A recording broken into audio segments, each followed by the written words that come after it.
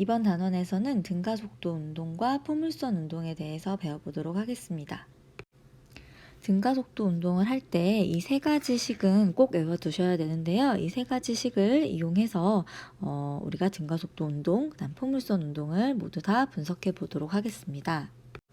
처음 속도가 0인 상태에서 자유낙하를 시켰을 때 우리가 이 식을 이용해서 처음 속도가 0이기 때문에 이걸 대입을 해보면 나중 속도는 at다.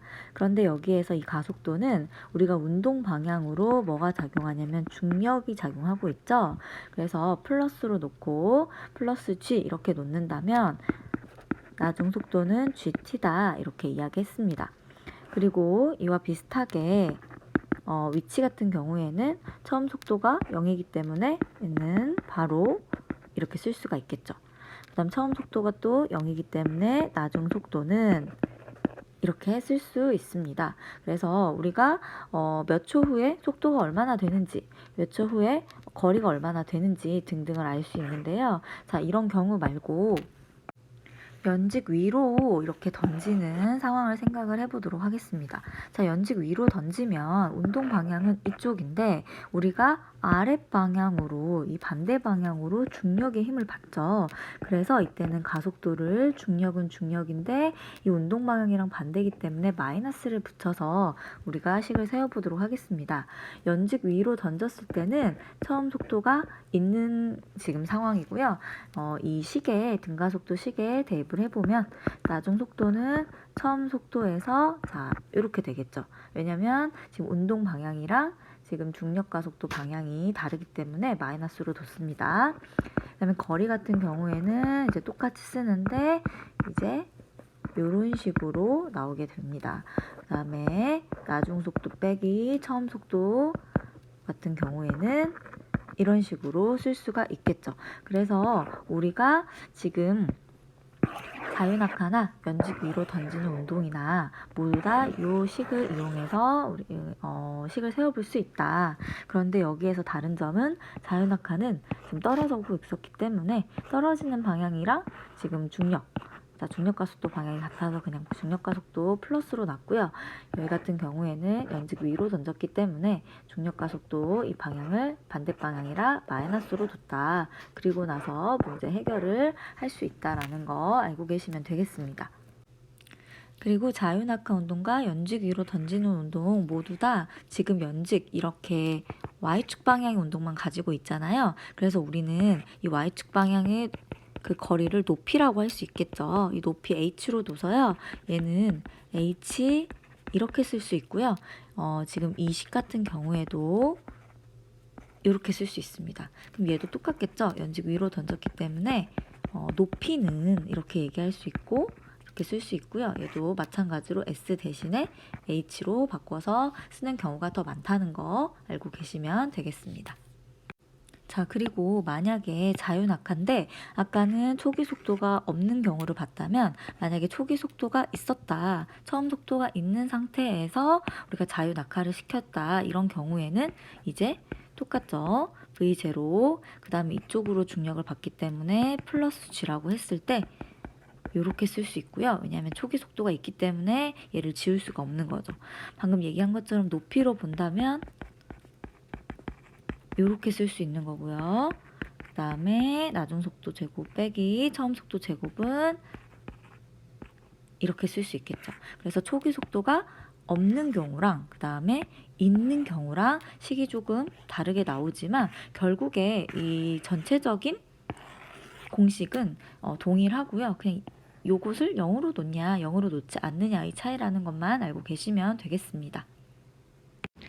다음은 수평 방향으로 V0라는 속도로, 자, 처음 속도죠? 처음 속도로 수평 방향으로 던졌을 때 운동인데요. 자, 이런 경우에도 어쨌든 이런 식으로 포물선을 그리면서 이제 떨어지게 되겠죠. 그렇기 때문에 이것 같은 경우에는 이 수평 방향 운동도 있지만 떨어지는 연직 방향 운동도 있게 됩니다. 그래서 이런 경우에는 수평이랑 그 다음에 연직 방향 운동을 좀 나눠서 생각을 하게 됩니다. 수평 방향 같은 경우에는 아무 힘도 받지 않고, 그 다음에 연직 방향 같은 경우에는 아래쪽으로 이제 중력을 받게 되죠. 그래서 수평 방향은 등속 직선 운동을 하게 되고요. 연직 같은 경우에는 등가속도 운동, 이 등가속도 운동인데 우리가 플러스 G로 놓고 지금 운동 방향이랑 같게 등가속도, 이 G라는 가속도를 가지고 등가속도 운동을 한다, 이렇게 얘기할 수 있겠습니다. 자, 그렇게 되면은 등속 직선 운동, 자, X축의 가속도는 없죠. 그쵸? 속도가 일정하기 때문에 가속도는 없고, 좀 나중 속도도 속도가 변하지 않기 때문에 처음 속도랑 같겠죠. 그 다음에 수평 방향의 이동 거리는 어떻게 되냐면 처음 속도에다가 그냥 시간만 곱하면 구할 수 있습니다. 근데 연직 방향 같은 경우에는 일단 가속도가 있죠. 그래서 y 방향 가속도는 g라고 쓸 수 있고요. 속도 같은 경우에는 y 방향 속도는 일단은 초기에 여러분 이쪽 수평 방향 속도만 있었기 때문에 이 연직 방향 속도는 0이었다. 무슨 말이냐면 어떻게 쓸 수 있냐면 y 방향 초기 속도는 0이었다. 이렇게 얘기할 수 있고요. 그렇기 때문에 나중 속도는 우리가 이 식에서 초기 속도가 없다고 생각을 하고 이렇게 쓸 수 있습니다. 똑같이 y 방향 거리는 초기 속도가 지금 0으로 봤기 때문에 이렇게 쓸 수 있겠죠. 자, 그런데 이 수평 방향으로 던져서, 자, 여기에 지면에 닿았다고 합시다. 그리고 어느 정도 높이였냐면 h라는 높이에서 처음에 던졌고, 그 다음에 이제 지면에 닿게 된다. 자, 떨어지다 보면 닿게 되겠죠. 떨어지다 보면 닿게 되는데, 이때까지 걸리는 시간은, 자, 이런 식으로 뭔가 구하라고 할 수 있습니다. 자, 보시면 이 높이는 어떻게 얘기할 수 있냐면, 자, 초기 속도는 0이었고 떨어지는 높이가 h죠. 그래서 2분의 1 gt의 제곱이다, 이렇게 얘기할 수 있고요. 이 t 같은 경우에는 그러면 g분의 2h하고 루트 씌우면 우리가 시간을 구할 수 있는 거죠. 그래서 지면에 닿는 시간은 루트 g분의 2h다, 이렇게 얘기할 수 있고요.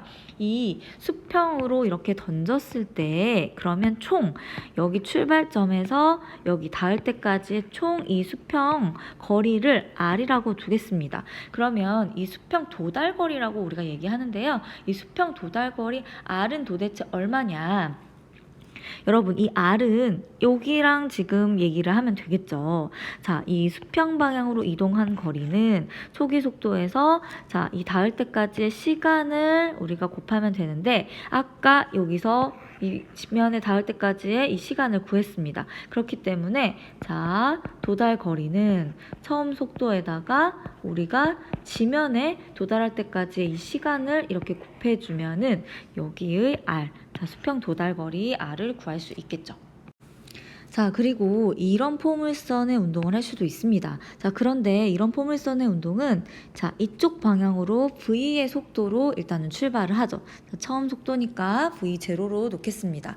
자, 그러면 이런 경우에는 우리가 방금처럼 수평이랑 수직 방향을, 연직 방향을 나눠서 생각을 하는데요. 자, 이 수평 방향은 속도는 그러면, 자, 던질 때의 각도가 만약에 세타라고 하면 V0, 그 다음에 코사인 세타의 값을 갖게 되고요. 그 다음에 Y축 방향의 속도는 V0 사인 세타의 값을 갖게 됩니다. 자, 그러면 이 공은 수평 방향으로는 어쨌든 초기 속도 v0 코사인 세타를 가지게 되는데, 수평 방향은 여러분이 알다시피 힘을 따로 받지 않죠. 그렇기 때문에 계속 일정한 속도로 이렇게 수평 방향은 운동을 합니다. 자, 수평 방향은. 그러나 수직, 연직 방향 같은 경우에는 우리가 이 아랫 방향으로, 자, 중력을 받고 있죠. 자, 운동 방향이랑 반대이기 때문에 이 가속도를 마이너스 g라고 하겠습니다. 자, 그러면 이걸 아래로 잡아당기고 있기 때문에, 자, 가기는 가지만 속도가 아마 점점 감소한다. 그래서 결국에 맨 위에 갔을 때는 Y축 방향 속도는 0이 됩니다. 0이 되고 다시 이 가속도를 받아서 이제 다시 속도가 이제 이쪽으로 생기는 이런 현상을 보여주는데요. 자, 그래서 X축 방향의 운동과 Y축 방향의 운동을 나눠서 생각해야 된다. 아까 수평 방향에서 Y축은 가속도가 있어서 등가속도, 수평 방향은 우리가 일정한 속도라 등속도 운동 이렇게 얘기했었잖아요. 그래서 이런 경우에도 나눠서 분석을 해야 합니다. 자, 그래서 여기서는 일단은 무엇을 기억하고 오셔야 되냐면, 자, 포물선 이렇게 운동할 때, 자, 여기.